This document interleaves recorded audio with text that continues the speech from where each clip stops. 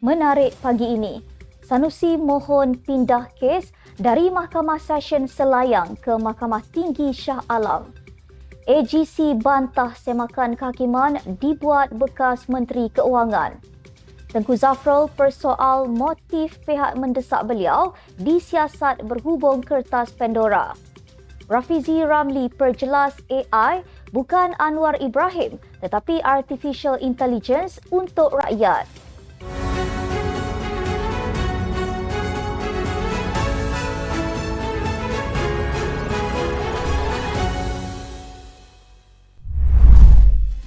Bismillahirrahmanirrahim. Assalamualaikum warahmatullahi wabarakatuh. Salam Malaysia Madani. Bersama saya Asma Ismail dalam Netstep News edisi pagi 17 Januari 2024 bersamaan 5 Rejab 1445 Hijrah. Sebelum itu, jangan lupa untuk subscribe YouTube Netstep TV dan follow Facebook Netstep Malaysia.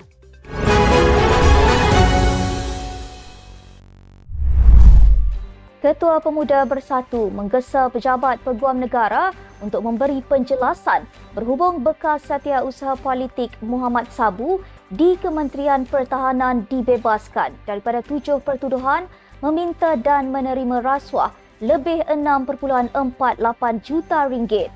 Wan Ahmad Faisal Wan Ahmad Kamal menyifatkan pembebasan itu sebagai sangat membimbangkan dan membingungkan. Semalam, bekas Setiausaha Politik Mat Sabu, Muhammad Azhar Cik Mat Dali dilaporkan dibebaskan daripada pertuduhan rasuah itu. Bagaimanapun, butiran mengenai keputusan itu tidak dinyatakan.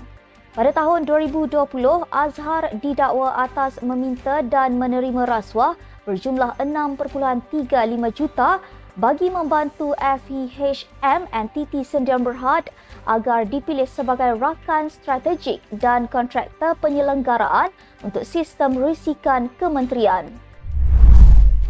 Menteri Besar Kedah Datuk Seri Muhammad Sanusi Mak Noor yang berdepan 2 pertuduhan menghasut berhubung isu pelantikan Menteri Besar Selangor dan penubuhan kerajaan perpaduan dalam satu ceramah politik memohon untuk memindahkan kesnya dari Mahkamah Session Selayang ke Mahkamah Tinggi Shah Alam.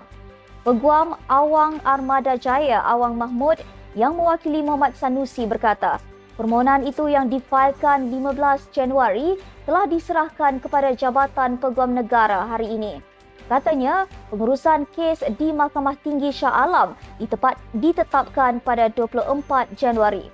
Muhammad Sanusi selaku pemohon memfailkan permohonan untuk memindahkan kes antaranya atas alasan suatu perbicaraan yang berpatutan dan saksama tidak dapat dijalankan di mana-mana mahkamah jenayah rendah daripada Mahkamah Tinggi.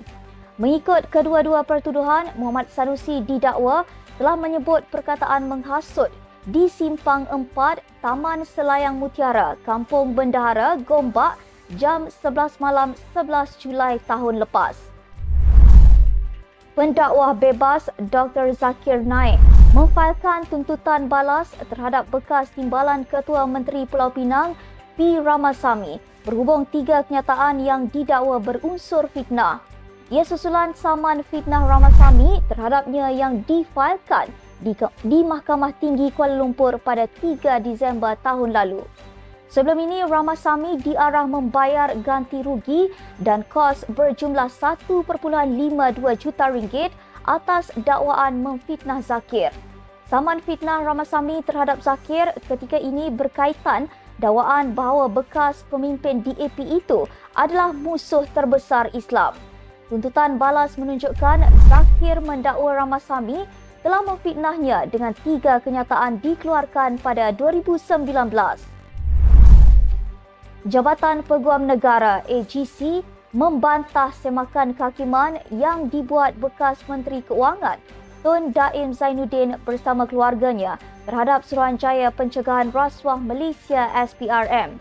Menurut Peguam Kanan Persekutuan Syamsul Bul Hassan, hakikatnya siasatan yang sedang dijalankan oleh Suruhanjaya tersebut terhadap Daim dan keluarganya itu tidak boleh dicabar. Jelasnya, sekiranya semakan kehakiman itu dibenarkan, maka siasatan yang sedang dilakukan itu akan terjejas dan tidak akan selesai. Katanya lagi, penyiasatan jenayah tidak boleh dicabar melalui semakan kehakiman, malah dalam beberapa prosiding mahkamah sebelum ini sudah memutuskan permohonan sedemikian akan membuka kepada lebih banyak ruang untuk mencabar setiap pelaksanaannya. Pada 10 Januari lepas, Daim bersama keluarganya memfailkan permohonan kebenaran untuk memulakan prosiding semakan kehakiman bagi mencabar siasatan SPRM melalui firma guaman Tetuan Tommy Thomas. Menteri Pelaburan, Perdagangan dan Industri Datuk Seri Tengku Zafrul Abdul Aziz mempersoalkan motif pihak yang mendesak supaya beliau disiasat susulan pendedahan kertas Pandora. Beliau memberitahu isu berkaitan pelantikannya sebagai pengarah Capital Investment Bank Labuan Limited telah diperjelaskan pada 4 Oktober 2021.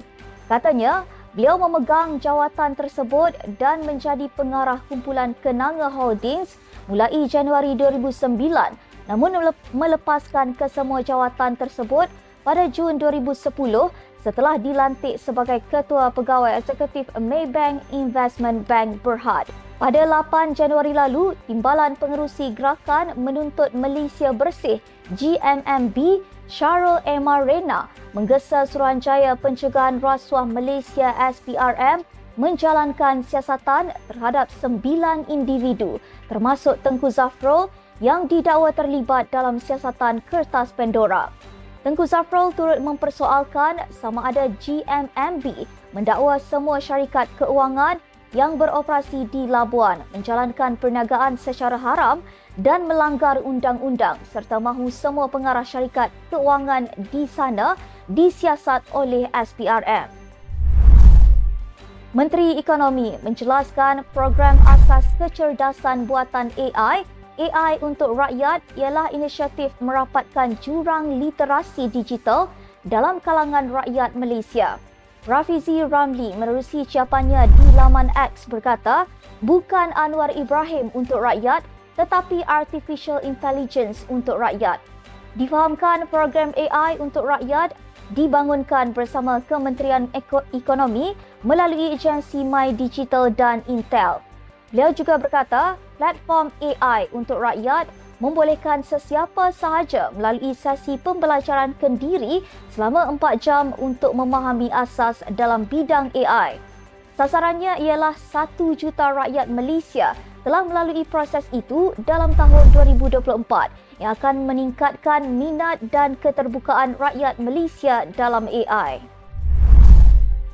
4 Menteri Kabinet berketurunan Cina dalam kerajaan perpaduan iaitu Steven Sim, Anthony Loke, Hannah Yeoh dan Nga Komeng mempunyai pencapaian yang sangat bagus. Menerusi laporan sebuah portal yang mengatakan Sultan Johor dan TMJ memuji Menteri Anthony Loke dan Hannah Yeoh. 4 menteri berbangsa Cina itu mempunyai daya fikiran jauh ke hadapan atau berwawasan. Selain gaya kerja mereka sangat efektif, agresif dan proaktif. Ia sekaligus menimbulkan persoalan mengapa sebahagian orang Melayu membenci kaum Cina. Malah kebencian itu semakin menjadi-jadi apabila pembangkang era sekarang menjadikan perkauman sebagai modal politik menghasut pemikiran orang Melayu untuk menyokong mereka. Sekian sahaja untuk edisi pagi ini. Ikuti perkembangan semasa isu-isu panas politik Malaysia setiap hari hanya di Netstep News. Jangan lupa untuk follow Facebook Netstep Malaysia dan subscribe YouTube Netstep TV. Netstep Malaysia menjangkau informasi, mengorak inspirasi. Saya Asma Ismail. Assalamualaikum dan salam sejahtera.